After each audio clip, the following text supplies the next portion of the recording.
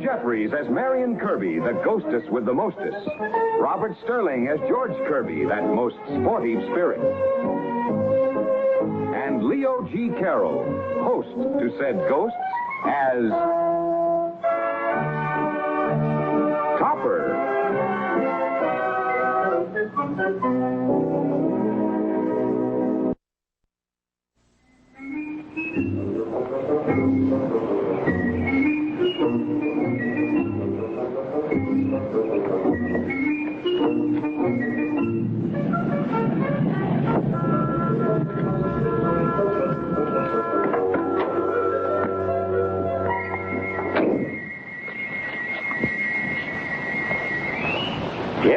This is it. Come to see my niece. First time in 15 years. That'll be 60 cents. She was only a little girl when I left here. Now she's married. Never have met her husband. That'll be 70 cents. Oh, here you are, my boy. Keep the change. Sure anxious to see Marion. Hey, you. Wait a minute. What's this, Confederate money? That's a 50 rupee note, Indian, worth $10 in American money. Indian? Who do I look like, Sitting Bull? All right. I'll get you some American money inside. Sure anxious to see Marion.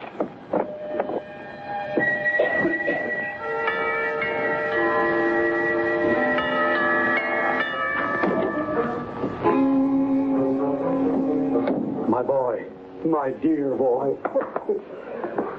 You're a little older than I expected. I am. Say, paunchy, too. Don't you know who I am? I'm afraid you have the advantage of me, sir. I'm your Uncle Jonathan Dixon. How's that lovely wife of yours? Oh, she's still very lovely, thank you. Oh, it's been a long time. I left here for India 15 years ago. Just got back yesterday. Dear me, that is rather slow traveling. Where's my money? Oh, I forgot all about you in the excitement. Give him a couple of dollars, will you? I haven't got anything on me but Indian money. Thanks. Well, where is she? Where's my favorite niece? I'm afraid she's out at the moment. Won't you come inside and wait? She generally does come home, as a rule. Are you expecting to stay long? Just long enough to see that you get what's coming to you. Coming to me? Yes, sir, the two of you. I hit it big in India. Got me a gold mine. From now on, you're rich. Funny, I never thought you'd marry a man as old as you. My dear Mr. Dixon, I'm only 5 years older than Henrietta. That's so. Who's Henrietta? Who's Henrietta? That's what I asked you. Uncle Jonathan! George, come quick. It's Uncle Jonathan. Oh, my favorite uncle. He's the favorite. I'd hate to see the long shot. Mr. Dixon, I'm afraid there's been a mistake. I'm not George Kirby. I should hope not. Oh, George, if you could only see me. Well, who are you? My name's Topper, Cosmo Topper. George and Marion Kirby don't live here anymore. Topper, tell him about us. Why didn't you say so? Where do they live? Well, you see, That's a good answer. George, the poor darling thinks we are still alive. Uncle, say something to me. Say, Uncle. Be quiet, George. Topper, darling, break it to him gently. Mr. Dixon, I'm afraid I have bad news for you. Oh, George. Oh, darling. George and Marion, they were lost several months ago in an avalanche. Killed? We should have let him know. If you don't mind, I think I'll get some air. Sort of get used to what's happened. I was awful fond of Marion. All that money and nobody to give it to. Money? Money? What money? George, how can you talk about money at a time like this? He says he struck it rich in India. Found himself a gold mine. He came to bring me a gold mine. Marion, how can you talk about money at a time like this? Hey, wait a minute. Isn't this the uncle that always had some harebrained scheme? Uranium in Alaska, diamonds in Africa, gold in India? All I know is he adores me, and he's out there suffering. Topper, he'd feel much better if you tell him he was still around. You expect him to believe that? Well, we could do a few tricks to convince him. That's a good idea. Scare him to death. Then you can really get together. Oh, he won't be scared. Not if you tell him what we're doing and saying. Where are you going? I just got back. Yes, of course, so you did. Tell him, Topper, tell him. Can I offer you a drink?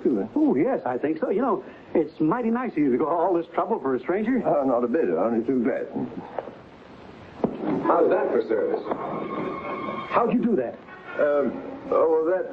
That's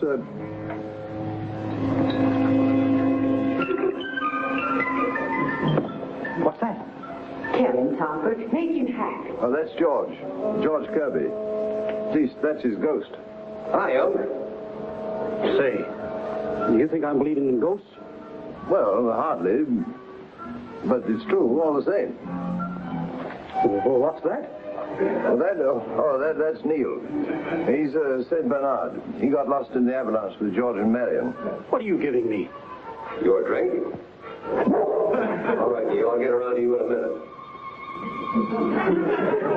Let me freshen that, darling.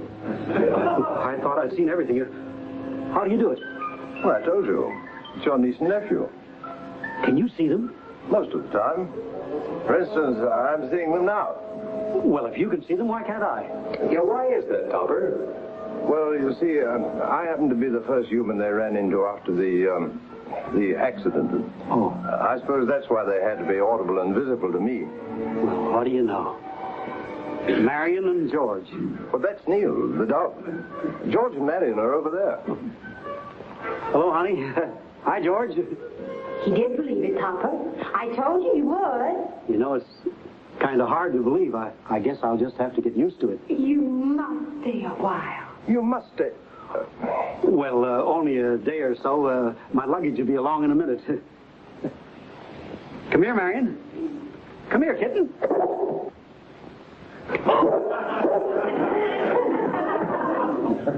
Say, she plays kind of rough, don't she? Let's give him a hand, honey. Poor Uncle. Thanks, Topper.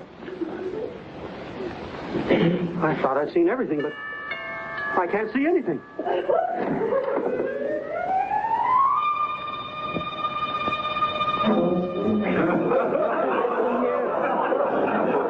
Who should I say is calling? Luggage, man. Oh, it's Mrs. Kipling. I take her with me wherever I go. Well, I hate to appear anti-British, but Kipling can't stay here. It's cute, but has a rather blank expression. You're looking at the wrong end. I guess that's it, Mr. Dixon. Topper, have you got $10 on you? I think so. Yes, I'll give it back to you as soon as I go to the bank. Thanks a lot, sir. Mr. Dixon, if you're staying overnight, I suggest you find a place for Kipling. Well, she always rooms with me. Yes, I know, but you see, my wife doesn't know we have guests. If you don't mind, I think I'd rather introduce her to you first, and then your friend here afterwards, some other time. Yeah, get out of here, quick. Is that my room? Get out of here, fast. Into the kitchen over there. Come on, Kipling.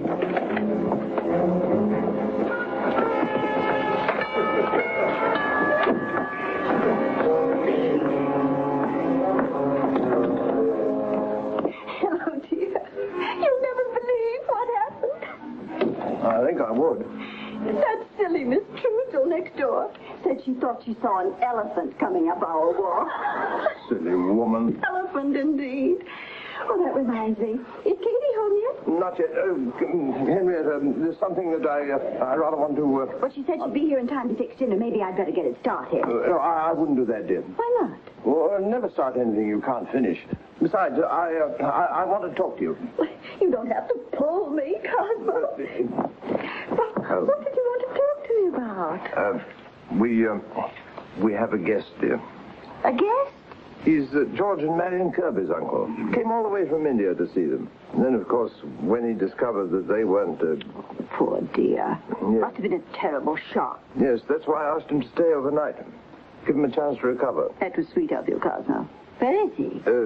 He's in the kitchen. Wanted to be alone. Hide his grief. Oh, I get to laugh every time I think of that Marion and George. He's still shocked. I beg your pardon. I didn't know you had company. Oh, my wife, Mrs. Topper, Mr. Ditson. Mighty glad to know you. How do you do? The man from the animal farm's coming right over. The animal farm? Yeah, he's going to take Kipling for the night. Yes, man wants to borrow our set of Kipling's. You know, wants to check up on those animal stories. What's that? That must be the animal men. They never ring, they trumpet. I just came in the back door. There's something in the kitchen, and it looks like a... Not a bit. Doesn't look a bit like it. Sorry, Topper. Oh, we were giving it a snack when Katie came in. What's in the kitchen and what's it doing there? It's eating. All over the floor. 4 heads of cabbage. You shouldn't have fed Kipling. She'll only come back. She's got a memory like an elephant. What is this?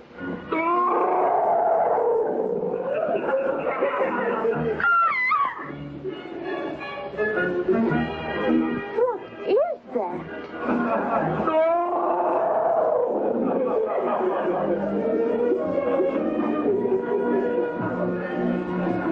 Does that answer your question?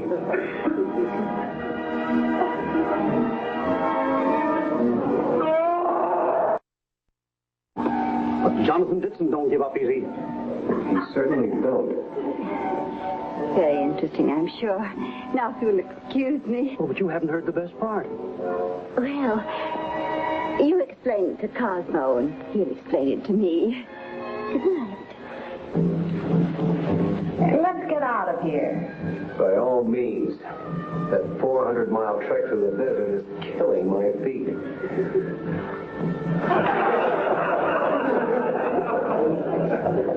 George. Marion. Something wrong? It's George. He wanted to ask you a question. He wanted to know, were you scared? Scared? Me scared? He's behind you. No, my boy. Takes more than 3,000 Bedouins to scare your Uncle Jonathan. It looks like Topper. No, it's just a mirage. You pair of sneaks. Look here, Marion. I want to know the truth about this uncle of yours. He says he's coming to the bank tomorrow to try and borrow some money, and I don't know the first thing about him. Well, he's my uncle. Isn't that enough? No. What's more, it all sounds pretty fishy to me. He arrives here without warning, hasn't a cent of money on him, has to borrow from me. Now he wants to negotiate a loan from the bank. He always was a little careless about money. Especially other people's. Wonder what he came here for. But to see me. He came all the way from India just to see me. How do you know he was in India? Well, he brought an elephant, didn't he? Maybe it was just 2 men dressed like an elephant. Hey, Marion. Suppose Suppose what? Suppose he came here to collect our insurance. Oh, but he didn't even know we were dead. How do you know he didn't? Oh, George. You don't think my uncle is that mercenary, do you? I don't, eh? Well, I don't know how you're going to manage it, but I want him out of here by tomorrow. Imagine that guy. Putting on a big act just so he can collect our insurance. I may never forgive him. Then on the 19th day came the frost. The sand blew at my body like bullets from a French 75. By this time, the blistering desert had taken its toll of my gun bearers.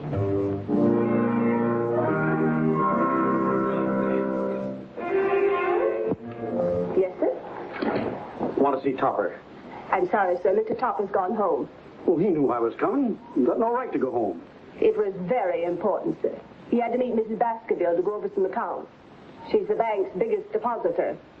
I'll bet I can buy her and sell her 8 times. You know what I'm worth? No, sir. Pardon me, sir. Is there anything I can do for you? Well, who are you? Well, I'm Mr. Schuyler, president of the bank. Won't you come in? Rather see Topper. Won't you sit down, sir? Thank you. And now, what can we do for you? I want $230,000. $230,000? That's what I said. But, my dear sir, have you any identification? Sure thing. Name's Jonathan Ditson. See? Oh, yes, and I want a small valise to carry the money in. But have you any collateral? If I had collateral, I wouldn't need you. But, Mr. Ditson... I never heard so much arguing. Phone Calcutta, Second National Bank, they'll tell you. Well, do I get the money or don't I? I'm sorry, sir, but we do not carry charge accounts. Well, all I have to say to you is, Schuyler, if you behave this way to all your depositors, there's no wonder you never got any place.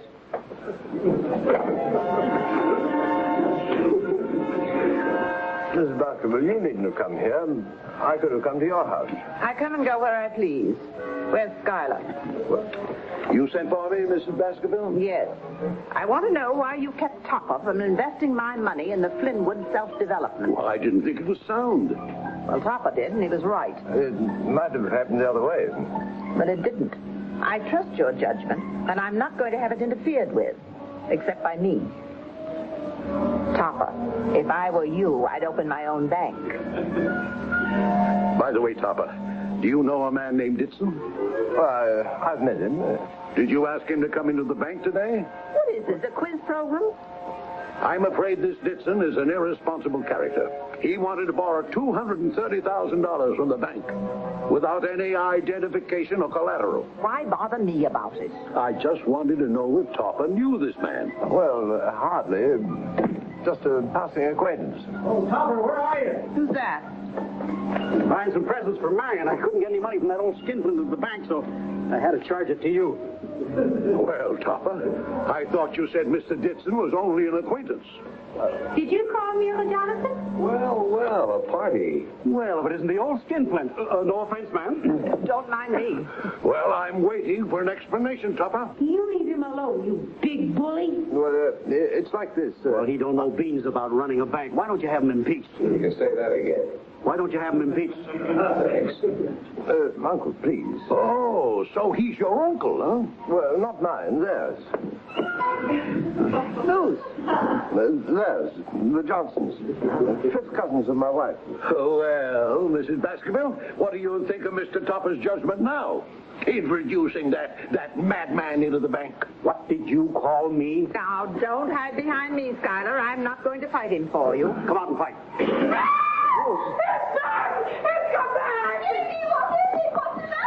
Mr. Topper, save me. Well, what's going on?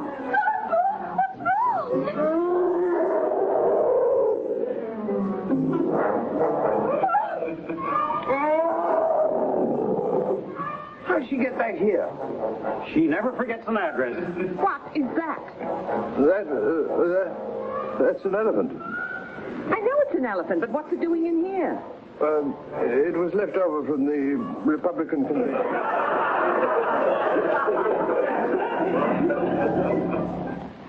Well, I trust you have no other relatives who are waiting to drop in. Oh, Topper, darling, you don't think Schuyler will fire you, do you? What do you think? Oh, we could take Kipling and start an elephant act.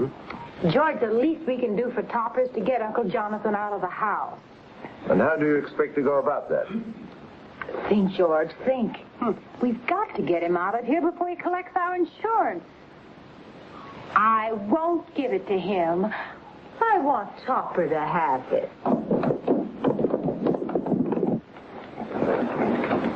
Well, got to get along. What? You leaving? George and Marion with you? Right here. Before I go, I've got something here for my niece. Oh. $230,000? What is it, Indian money? What did she say? She says you shouldn't have done it. It's on an Indian bank, but Topper can cash it for you, can't you, Topper? Well, I haven't got that amount on me at the moment, but I'll see what I can do tomorrow. Well, bye, honey. Bye, George. He may be a fake, but he's awfully sweet. She's kissing you goodbye, Uncle Jonathan. Come on, Kipling, let's hit the road. Goodbye, all. Goodbye, Uncle. Au revoir.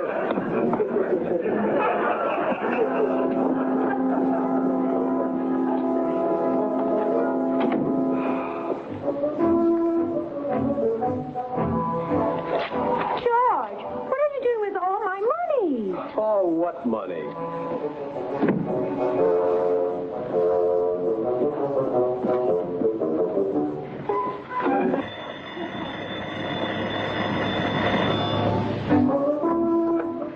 Hello? Here it comes. Hello? What? What did he say? I'll be right back.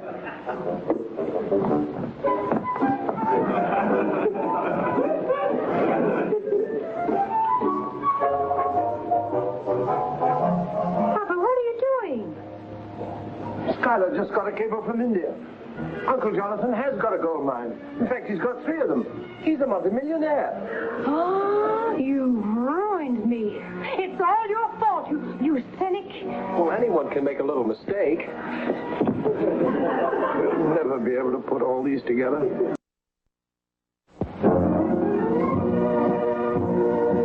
A John W. Lupton, Bernard L. Kubrick production.